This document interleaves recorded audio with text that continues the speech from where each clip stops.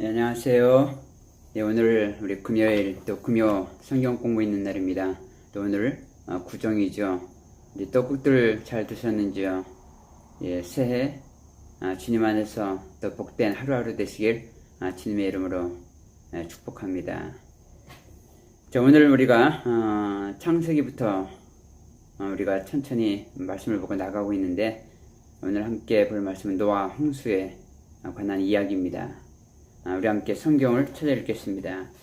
창세기 6장 1절부터 8절. 창세기 6장 1절부터 8절 제가 찾아서 읽겠습니다. 창세기 6장 1절부터 8절.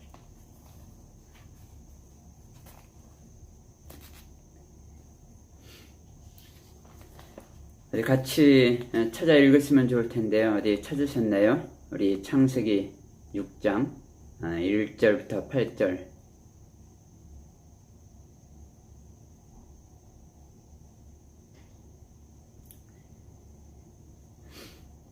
함께 읽겠습니다.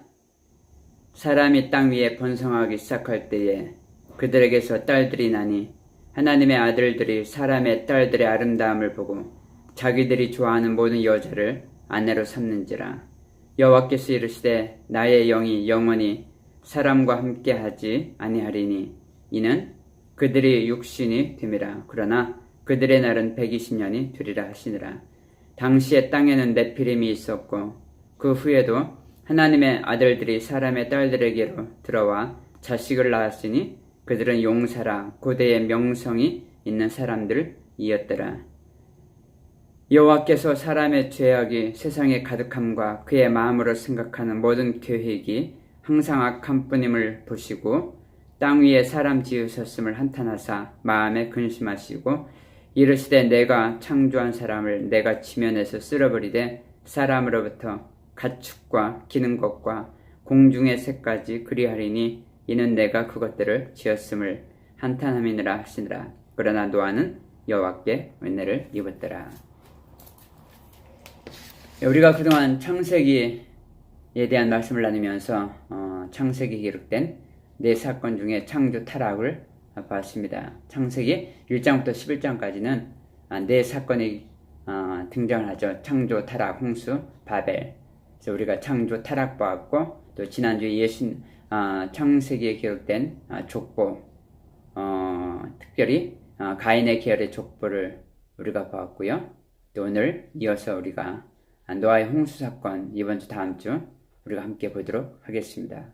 그 다음에 우리가 바벨탑 사건 보고 12장부터는 요한복음에 또 4명의 주요 인물이 등장합니다. 아브라함과 이삭과 야곱과 요셉이 등장하는데 우리가 하나씩 우리가 보도록 하겠습니다.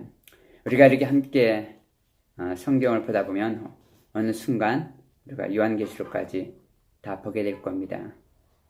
특별히 우리가 말씀 가운데서 하나님의 구속사가 어떻게 진행되어 있고 또 하나님께서 이 땅을 어떻게 경영해 나가시는가를 우리가 보았으면 합니다. 내 뜻과 내 계획과 또 내 열심과 내 의지가 아니라 하나님께서 하나님의 열심으로 이 세상을 어떻게 이끌어 가시고 또 만들어 가시고 또 하나님의 정해준 코스 가운데 우리가 어디에 서 있는가 우리가 함께 알았으면 좋겠습니다.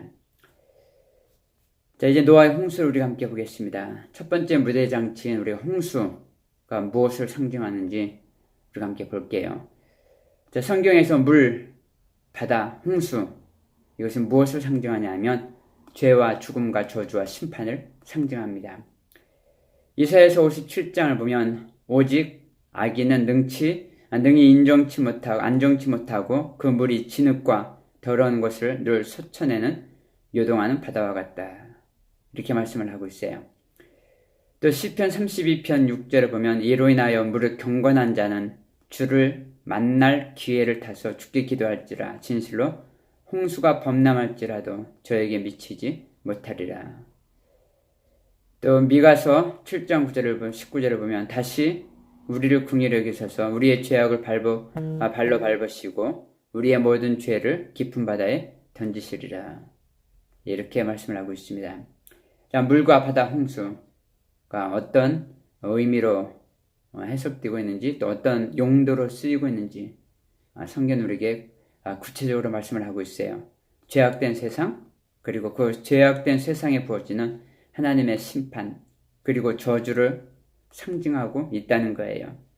따라서 그 물과 홍수에 빠지면 모두 하나님의 저주의 심판 아래 영원한 죽음으로 들어가게 된다는 거예요. 이렇게 노아의 홍수 사건에서 이 홍수는 인간의 죄악과 죄악을 심판하시는 하나님의 저주를 상징하고 있다 하는 것을 볼 수가 있어요. 그런데 그 저주의 물 위에 무엇이 떠 있습니까? 방주가 떠 있더라는 겁니다. 그리고 그 방주 안에 들어가 있는 자, 그 자들은 방주의 죽음으로, 물 위에 심판의 물, 저주의 물, 그 물 위에 방주가 떠 있죠. 그리고 방주 안에 들어가 있는 사람들은 그 방주로 인해서, 방주의 대신 죽음으로 인해서 생명을 얻게 된다는 것. 자, 그림이 그려졌습니까? 이것이 노아의 홍수가 가지고 있는 메시지라는 겁니다. 자, 그렇다면 방주가 무엇을 상징할까요? 자, 성경에서 방주라고 번역된 히브리어 테바는 사실 방주가 우리가 일반적으로 알고 있는 그런 배의 형태는 아닙니다. 자, 일반 올마이티 모건 프리먼이 주연을 했죠. 또 노아의 방주와 관련된, 노아의 홍수와 관련된 많은 영화를 보면 배 모양으로 되어 있지만 그러나 노아의 방주는 육면체의 작은 그 상자이다라고 하는 것을 우리가 볼 수가 있습니다.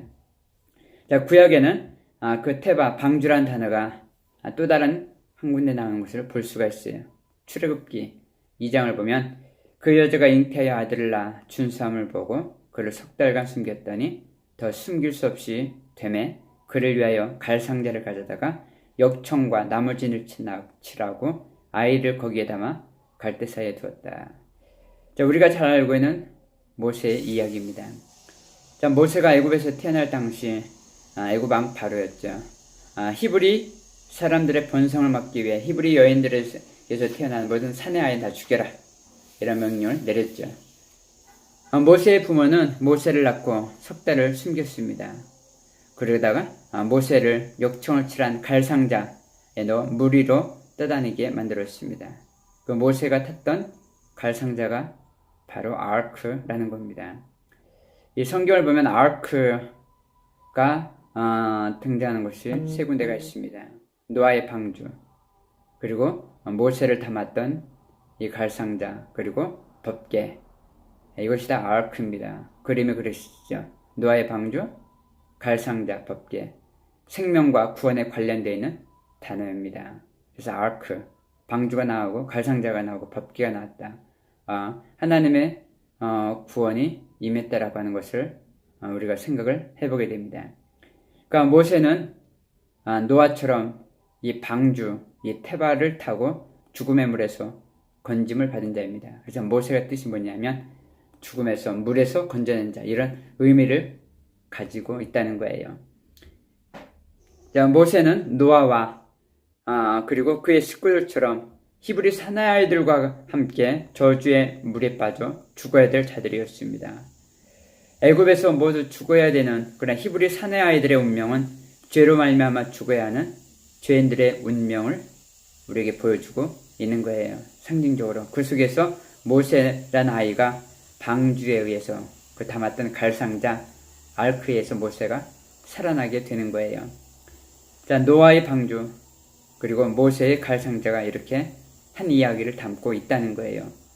모두 죽어야 될 자들이었어요. 근데 어떤 선택된 무리를 방주가 품에 안고 그들을 살려내더라는 거예요. 이 노아의 홍수 사건과 모세의 구출 사건에선 바로 하나님의 선택된 백성들을 품어 저주의 물로부터 구원내는 것이 바로 방주였습니다. 그런데 홍해 사건에선 무엇이었습니까? 바로 모세였습니다. 하나님의 백성 이스라엘이 모세로 인해서 구원을 받았던 겁니다. 그러니까 방주와 모세가 어떤 것을 상징하고 있는가 우리가 그려볼 수가 있는 거예요. 그러니까 노아 그러니까 방주와 모세는 어떤 한 가지를 동시에 상징하고 있다는 거예요. 모세가 누구를 상징하고 있습니까? 신명기 18장을 보면 주 너희 하나님은 너희 동족 가운데서 나와 같은 예언자 하나를 일으켜 세워주실 것이니 너희는 그의 말을 들어야 된다. 자, 여기서 모세가 이야기하고 있는 자기와 같은 선지자가 누구입니까? 바로 예수 그리스도라는 거예요. 요한복음 6장 14절을 보면 그 사람들이 예수의 행하신 이 표적을 보고 말하되 참으로 세상에 오실 선지자라, 이렇게 얘기를 하고 있어요. 그래서 세상에 오실 선지자. 자, 이렇게 홍해바다에서 이스라엘을 품에 안고 그들을 구출해낸 모세는 누구를 예표합니까? 예수 그리스도를 예표하고 있습니다. 다른 그림으로 보면 이러합니다. 홍수로 다 죽어가는 세상에서 노아의 8 식구가 주님을 상징하는 방주로 들어갔다니, 이것이 신약의 표현대로 얘기한다면 영접했더니, 방주 안에 들어갔어요. 그래? 영접했더니 그들이 안전하게 그들이 가려던 땅에 도달하여 죽음을 무면하게 되었다는 거예요. 따라서 노아의 홍수 사건에서 무대장치로 등장하는 이 방주는 무엇을 상징하고 있습니까? 예수를 상징하고 있어요. 방주 안에 들어갔더니, 예수를 영접했더니 그들이 살았다는 것. 방주 안에 들어가는 다른 방법은 없습니다. 오직 방주 안에 들어가는 거예요. 예수밖에 구원이 없다는 겁니다. 자, 신약에 보면 오병이의 사건이 나옵니다. 오병이의 사건, 세상은 물고기 2마리 또 떡 5덩어리로 5,000명이 먹고 12광주리가 남았다. 와, 여기에 관심이 있지만 이 오병이의 사건도 표적이 그렇죠. 예수님이 오신 목적이 무엇이냐? 난 죽으러 왔다. 이것을 보여주고 있는 것이 오병이의 사건입니다. 자, 오병이의 떡을 먹고 세상 것으로 자신을 행복하게 해달라고 쫓아온 사람들에게 너희가 진정으로 살 수 있는 길은 나를 먹는 것밖에 없다, 이렇게 말씀하시죠. 나를 믿는 자들만이 영생을 얻는다. 그리고 진정한 안식과 행복에 들어갈 수 있다라고 가르치셨습니다. 요한복음 6장 또 마가복음 6장 오병이의 사건들이 기록이 되어 있습니다.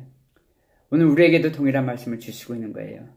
그리고 예수님은 에레노스, 한죽하는 곳으로 가셨습니다. 자, 이제 때가 되었는데 예수님이 돌아오지 않자 사람들이 예수님을 찾아 나섰습니다. 그러다가 풍랑이 일었습니다. 자, 너희들이 힘으로는 절대 약속의 땅에 도달할 수 없다. 나를 의지하고 나를 믿어라. 오직 그 길만이 너희가 가려는 안식의 땅, 행복의 땅 들어갈 수 있다 라고 하는 것을 알려주시는 말씀이 오병이의 사건입니다. 풍랑 속에서 살아나 진정한 안식에 들어갈 수 있는 길은 너희가 너희의 힘을 발휘해서 세상의 것들을 차지함으로 얻을 수 있는 것이 아니라 오직 예수 그리스도를 믿음으로 너희가 안식에 들어갈 수 있다. 이 사건을 보여주고 있는 것이 오병이의 사건, 그리고 오병이의 사건에 의해 한적한 곳으로 가려다가 풍랑을 만난 제자들에게 들려주시는 주님의 말씀이었습니다. 너희는 먹고 마시는 것에 관심이 있다. 그리고 너희가 이 풍랑을 헤쳐나가길 원하지만 이 풍랑을 헤쳐나갈 수 있는 방법은 너희에게는 없다. 나를 믿어라. 나를 의지하라. 이것을 말씀하고 있는 것이 오병이의 사건이, 그 기적이 보여주는 메시지라는 겁니다. 우리가 진정으로 행복할 수 있는 길은 세상의 자랑이나 육신의 정욕, 그리고 이생의 자랑 아닙니다. 아무리 돈 많이 벌고 또 아무리 높은 곳에 올라가 봐도 우리가 원하는 행복은 찾아오지 않더라는 거예요. 자, 이스라엘은 메시아가 와서 이 땅에 또 다른 다윗의 왕국을 세우면 그들은 행복할 줄 알았습니다. 그래서 그들은 오매불망 메시아를 기다렸습니다. 그들의 욕구 충족을 이루어질 메시아, 자신들의 육신을 살찌게 할 세상의 떡을 줄 메시아를 그들은 기다리고 있었습니다. 자, 만일 실제로 그러한 용사가 이스라엘에 와서 다윗의 왕국을 세웠다 할지라도 이스라엘은 안식에 들어갈 수가 없었을 겁니다. 그런데 인간들은, 세상은 자신들의 행복과 안식을 이 땅에서 찾으려 하고 누리려 한다는 겁니다. 아닙니다. 이 세상에서 우리의 안식을 보장할 수 있는 거 아무것도 없습니다. 우리로 하여금 행복의 땅으로 인도할 수 있는 것 이 세상에 아무것도 없다는 거예요. 방주 안에 들어와야만이 신약수로 표현한다면 예수 믿는 것 외에 저주의 물, 심판의 홍수에서 벗어나 참된 안식에 들어갈 수가 없다는 겁니다. 노아의 홍수 사건은 바로 그 이야기를 우리에게 들려주고 있다는 거예요. 자, 그러나 세상 사람들은 이런 예수님을 원하지 않았습니다. 영생이라고 하는 건 눈에 보이는 것이 아니기 때문에 세상 사람들은 이 영생이라는 거 안중에 두지 않았어요. 눈에 보이고 만질 수 있는 육신의 정욕, 이생의 자랑만을 그들은 충족시켜 주기를 원했습니다. 그러한 자들에게 예수님이 뭐라고 하셨습니까? 너희는 눈에 보이는 것을, 눈에 보이지 않는 것을 실체로 받아들이는 믿음을 가져야 된다. 자, 믿음이라는 것은 바로 뭐라고 했습니까? 바라는 것들의 실상이요, 보지 못하는 것들의 증거다 라고 말씀을 하셨습니다. 너희는 왜 자꾸 눈에 보이는 것을 나에게서 원하느냐 라고 말씀을 하셨어요. 유대인들은 메시아를 기다렸어요. 강하고 능한 군사적인 또 정치적인 또 그들의 한을 풀어줄 그런 메시아를 원했습니다. 그런데 자칭 메시아라는 자를 보니까 가난하고 작고 또 어디서 못생긴 게 와가지고 자기를 하나님의 아들이라고 하는 거예요. 사람들을 화딱지가 난 겁니다. 예수님의 제자 베드로가 그러한 인간들의 대표로 바로 오병이어의 사건에 등장하고 있는 거예요. 예수 그리스도의 힘을 이용해 예수 그리스도의 힘을 이용해서 무리를 걷던 베드로가 어떻게 되었습니까? 바다에 빠집니다. 풍랑이 있는 바다, 심판의 바다에 빠지게 되는 겁니다. 베드로는 바로 세상 것을 얻기 위해 오병이어의 현장에 있는 자들, 그리고 여전히 세상의 떡에만 관심을 갖고 있는 제자들을 대표하고 있다는 겁니다. 자, 그러한 자들은 모두 저주의 바다, 심판의 홍수에 빠지게 될 것을 성경은 보여주고 있는 거예요. 그래서 노아의 홍수의 원인을 설명하면서 그곳에 네피림과 용사, 그리고 세상의 왕이라는 인물들이 등장하는 거예요. 그들 때문에 저주의 물이 하늘에서 쏟아지게 된 겁니다. 하나님 앞에서 네피림과 용사와 세상의 왕이 필요 없다는 겁니다. 너희는 힘센 자, 용사가 되기를 원하고 또 너희들은 영웅이 되기를 원하고 네피림이 되기를 원하지만 용사가 되고 힘센 자가 되는 것 하나님의 뜻이 아니다 라고 하는 것을 우리가 기억을 했으면 좋겠어요. 자, 죄인들의 유일한 목적이 뭡니까? 세상의 왕이 되는 겁니다. 그리고 다른 이들에게 용사가 되어 자신을 자랑하는 겁니다. 봐, 나 이만큼 가지고 있어. 나 이만큼 누렸어. 나 이런 사람이야. 내게 이런 힘이 있어. 우리는 조금 더 가지려고 하고 소유하려고 하고 누리려고 하고 있다는 겁니다. 그 목적을 위해 산다는 것. 이게 아담이었습니다. 하나님처럼 되고 싶다는 거예요. 하나님은 그 위에 진노의 물을 쏟아붓는 겁니다. 자, 그들은 모두 저주의 홍수, 분노의 바다 빠지게 됩니다. 그런데 기독교라고 하는 것, 그러게 눈에 보이는 것을 추구하는 종교가 아니라는 거예요. 믿음은 바라는 것들의 실상이요, 보지 못하는 것의 증거다 라고 하는 것을 늘 우리가 기억을 했으면 좋겠어요. 눈에 보이지 않아도 하나님의 약속을 믿는 거예요. 그런 믿음이라는 것은 뭡니까? 하나님을 믿는 겁니다. 잘 될 것을 믿는 것이 아니에요. 잘 사는 것을 믿는 것이 아니에요. 믿음은 하나님을 믿는 거예요. 그래, 하나님의 약속을 실체로 받아들이는 그 믿음, 이것이 성경이 말하고 있는, 우리에게 요구하고 있는 믿음이라는 거예요. 자, 노아는 비록 비도 오지 않는 그러한 상황이었지만 산꼭대기에서 눈에 보이지 않는 하나님의 약속을 믿었어요. 120년 동안 배를 만들었어요. 우리는 내가 기대하던 것, 또 내가 원하던 것 충족되지 않을 때 우리는 쉽게 떠납니다. 교회도 떠나고 또 하나님도 떠납니다. 신앙이라는 글에 잘 될 것을 기대하는 것이 아니라 하나님을 믿는 것임을 우리가 노아의 홍수 가운데 다시 한번 기억해야 합니다.